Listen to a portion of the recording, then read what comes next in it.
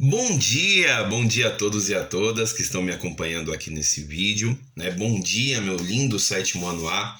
Que alegria estar aqui com vocês nessa manhã de segunda-feira, para a gente retornar às aulas, né? De maneira remota, a princípio, mas com muita alegria e com o mesmo entusiasmo de sempre. É uma satisfação estar com vocês hoje, viu? Então hoje nós vamos dar início, né, ao nosso conteúdo de história, né, com base na primeira atividade que vocês vão receber essa semana. Então vocês vão receber uma atividade, um questionário, né, com 6 perguntas, deixa eu só confirmar aqui, 6 perguntas que vocês vão responder, né, com base em algumas páginas do livro, certo? E aí esse vídeo ele vai servir para orientar vocês a descobrirem os caminhos para responder essa primeira atividade, ok? Então vamos começar, né, com muita alegria, com muito entusiasmo, com muito amor no coração, força na peruca, que hoje é segunda, vamos iniciar nossos trabalhos, ok? Bom, para começo de conversa, é importante a gente lembrar que esse conteúdo ele está entre as páginas 165, que é essa página aqui, certo? E, né, vamos olhar de novo aqui a foto, né, pra gente memorizar direitinho, página 165 e termina na página 170 do livro. Então, essa página aqui, certo? A gente vai focar nessas 5 páginas. Bom, quando vocês receberem a atividade, vocês vão perceber que tem 6 perguntas. A última pergunta, ela é uma pergunta para vocês darem a opinião de vocês. Então, é uma pergunta mais que tem a cara de vocês, ok? Não tem muito problema nisso. Agora vamos falar um pouco das primeiras, né? Das primeiras questões para a gente poder avaliar, compreender, entender e responder. Primeira pergunta, vamos lá, eu estou aqui com a atividade aqui na tela do meu computador. Eu vou ler a pergunta para vocês.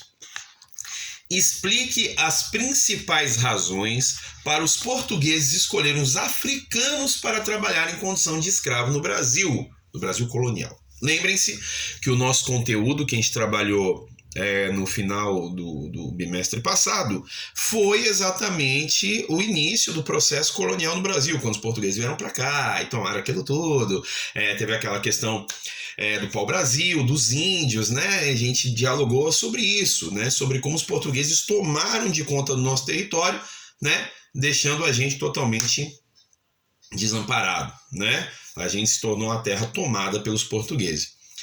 Agora a gente vai começar a entender, né? O livro ele segue com essa explicação, né? Da escravidão negra, da escravidão africana no Brasil, né? E aí é importante que a gente fale sobre alguns fatores que levaram a esse processo. Bom, na página, prestem bastante atenção, meus pequenos e minhas pequenas, na página 165 do livro, eu vou dizer de novo, 165, eu vou dizer outra vez, 165 do livro, vocês vão reparar que tem lá no começo um textinho, um pequeno fragmento que fala, né, um parágrafo que fala sobre essas causas.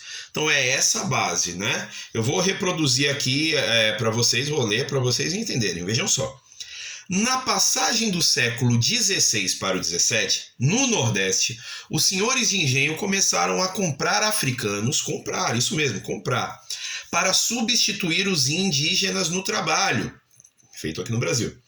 E o fizeram pelas seguintes razões, vejam só, prestem atenção. A falta de indígenas nas áreas açucareiras por fuga ou morte devido a doenças e maus tratos, né? Então, os índios, eles sofreram muito com o início do processo de escravidão, alguns fugiram, outros morreram, né?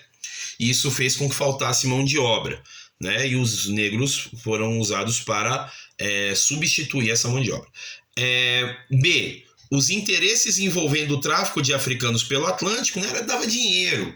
Vender escravo dava dinheiro. Então, via-se uma possibilidade de lucro. Vamos fazer também, não é verdade? E C. A experiência dos africanos na produção de açúcar nas plantações portuguesas nas ilhas de Cabo Verde e da Madeira. Os negros africanos, principalmente na região do Cabo Verde e da Madeira, que eram regiões controladas por Portugal, já tinham conhecimento do manejo do açúcar. Então era mais fácil chamar pessoas que tinham mais experiência do que ficar com os índios. Então vejam que nesse texto já existe a resposta já está nele, basta a gente aí formular para colocar, né, as causas que levaram os portugueses a optarem pelos africanos na escravidão, ok? Vamos para a pergunta 2? Vamos lá? Vamos ver aqui? Vou ler aqui com vocês. Pergunta 2. Com base na análise da imagem da página 166 do livro, vamos passar aqui, eu estou passando, passei aí também. Da página 166 do livro, diferencia a função da Casa Grande da senzala. Pessoal, uma resposta muito óbvia, tá ok? Muito fácil. Isso é uma pergunta muito simples. Eu coloquei mais para a gente ter essa noção da diversidade, da desigualdade social que ocorria no Brasil naquela época, né? Então, se você olhar para a imagem, nessa imagem aqui, ó, vou mostrar para vocês aqui, ó, essa imagem aqui, página 166 do livro, você vai ver que tem uma casa imensa no meio da fazenda de açúcar, né? A chamada Casa Grande, que era a casa do senhor de engenho, do dono da terra, do dono do engenho de açúcar, né? Do dono da produção. E a senzala tá lá no canto, escondida, acanhada, né? Mal feita, que era a casa dos escravos. Então, é importante a gente entender que nessa época havia uma desigualdade muito grande entre senhores e escravos.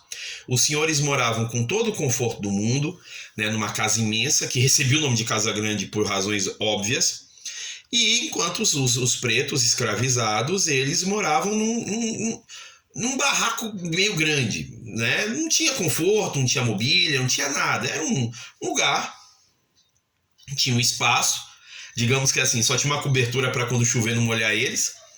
E ali eles se viravam para dormir, para comer, para viver, enfim, eles tinham que dar os pulos deles, né? Porque conforto mesmo na senzala era zero, né? Então é importante a gente lembrar disso. E a Casa Grande era o palácio, vamos dizer assim, né? O palacete do senhor de engenho, né? Onde ele tinha lá todo o requinte, todo o luxo, comia do bom e do melhor, vivia, né? Com os escravos a seu dispor, e, enfim, era isso, certo? Então, a diferença é essa. Analisem a imagem e respondam. Questão 3. Vamos para a questão 3? Vem comigo, vamos embora. Questão 3. Como vimos em outras aulas, a produção de açúcar, lembra? O ouro branco, né? Foi o grande potencial econômico do início da colonização, é ótimo, da colonização brasileira. Com base no gráfico da página 167, dessa imagem aqui, ó, essa imagenzinha aqui, desse gráficozinho, né? Faço um breve resumo sobre como funcionava a produção de açúcar nos engenhos coloniais. Então, você vai ver o passo a passo. Se você ler, né, dá uma lida aí, larga essa preguiça e vai ler. Se você ler o conteúdo aqui, você vai perceber que tem um passo a passo de como o açúcar era produzido, né? Então, primeiro era feito o corte da cana pelos escravos que transportavam até a moenda. Essa cana de açúcar era moída, né? Saiu o caldo, né, da cana, né? E aí esse caldo ia para a caldeira, onde esse caldo era cozido, né? Ele tinha uma mudança na sua consistência, deixava de ser um caldo líquido, passava a ser um melado grosso, né? Que até gerou futuramente a rapadura. E depois esse melado ele ia para purgar, né? Que seria tecnicamente um processo de cristalização, ia ficando lá até cristalizar. E depois de cristalizar, o que ficava cristalizado, o que ficava sólido, ele era desenformado e era triturado para virar açúcar, né? Aquele chamado pão de açúcar, né? O açúcar cristalizado, ele era triturado para virar açúcar, né? Isso era comercializado. Todo esse processo era feito ou por tração animal, né? Os bichos, né? Os bois, enfim. Mas na grande maioria o processo era feito pelos escravos. Então, aqui na página 167 a gente tem um resumo muito claro de como funcionava esse processo. Então, fiquem atentos, né? Leiam, analisem as imagens e respondam, tá ok? Então, não tá muito difícil, não. Questão 4. Além do açúcar, quais outros alimentos eram cultivados e comercializados no Brasil colonial? Vamos para a página 168 e 169. Se vocês lerem aqui, essas duas páginas, vocês vão ver, tem vários exemplos. O tabaco, né? O fumo, né? Que era plantado no Brasil, em regiões do norte e do nordeste, também no Rio de Janeiro era comercializado. O algodão também já era plantado aqui na região do Maranhão, Pernambuco, já se plantava e se vendia. As chamadas drogas do sertão, né? Que eram os grãos, né? A castanha do Pará, o urucum, né? E tantos outros. Mas tinham outros alimentos que são muito conhecidos aqui da gente, que os portugueses não conheciam e que era comercializado aqui, né? Foi plantado aqui e comercializado, como o milho, a mandioca e o feijão, por exemplo. E algumas frutas, como a laranja, a banana, o limão, enfim, que já eram produzidos aqui. Outro destaque importante também era a criação de gado, né? Começou a se trazer essa ideia da Europa, né, de Portugal, da criação de gado bovino, né, de boi, de vaca, né? Tanto para carga quanto para corte de carne, né? Então também passou no norte do Brasil, né? Muito forte isso no norte e nordeste, a criação de gado, a pecuária, né? A criação de animais passou a ser muito forte também aqui na colônia, certo? Então não só a agricultura, né? Não só as plantações, mas também a criação de gado bovino, ok?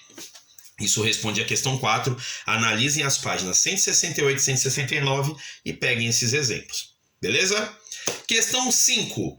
Um dos principais problemas para o desenvolvimento econômico do Brasil, colônia, era o pacto colonial feito com Portugal. Explique o que era esse pacto.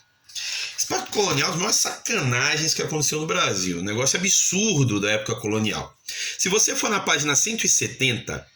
você vai ter o seguinte trecho aí, o seguinte parágrafo lá em cima, lá em cima, página 170, na parte de cima. Durante muito tempo, acreditou-se que as relações entre colônia e metrópole eram reguladas pelo Pacto Colonial, ou seja, pela obrigação do Brasil colonial só comercializar com Portugal, que era a sua metrópole. Na verdade, né, não era uma via de regra, mas isso aconteceu. Né? Não em toda a colônia, mas aconteceu em alguns lugares. E era uma coisa muito errada. Porque o pacto colonial era assim: o Brasil se tornava obrigado, em alguns lugares, a comercializar só com Portugal. Obviamente que isso, né?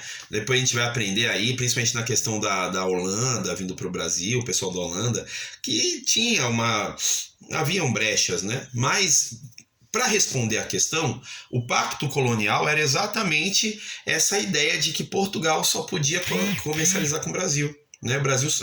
O Brasil só podia comercializar com Portugal, né? Então isso travava a economia da colônia, né? Porque você só pode vender para um canto. Imagina, você tem uma venda que vende, sei lá, salgadinho, chocolate, e você só pode vender pro seu Zé.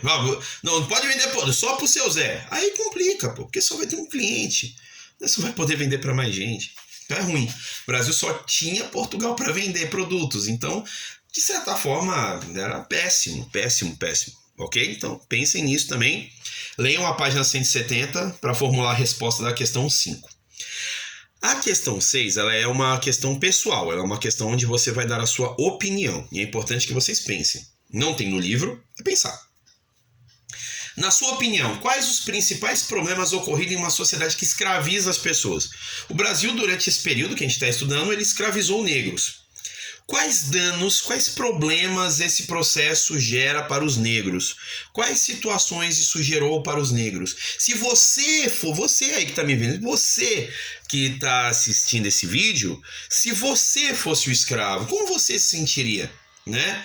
Qual seria a sua reação ao saber que toda a sua liberdade, toda a sua vivência, né, todos os seus direitos fossem colocados de lado por conta de um sistema que diz que você é uma coisa, né? A escravidão no Brasil, a gente até usa coisificava os negros, né? Transformavam os negros em objetos, em propriedade dos seus senhores. Então, como viver em uma sociedade onde há escravização, onde você é uma coisa, é um objeto? Pensem nisso. E aí vocês vão responder. Como seria viver numa sociedade como essa? Tá ok? Essa é a resposta, né, a ideia de resposta da questão 6. Então, nesse vídeo, pessoal, vocês vão ter uma base. Obviamente que eu não vou ficar dando as respostas, porque eu não sou bobo nem nada, né, meus queridos? Mas vocês vão ter uma base para responder as questões, para poder entender, compreender e responder. Mas usem o livro como base para fazer as respostas, ok? E enfim, pessoal, estou à disposição para tirar toda e qualquer dúvida de vocês, para que vocês possam fazer a atividade da melhor maneira possível e não deixem de fazer.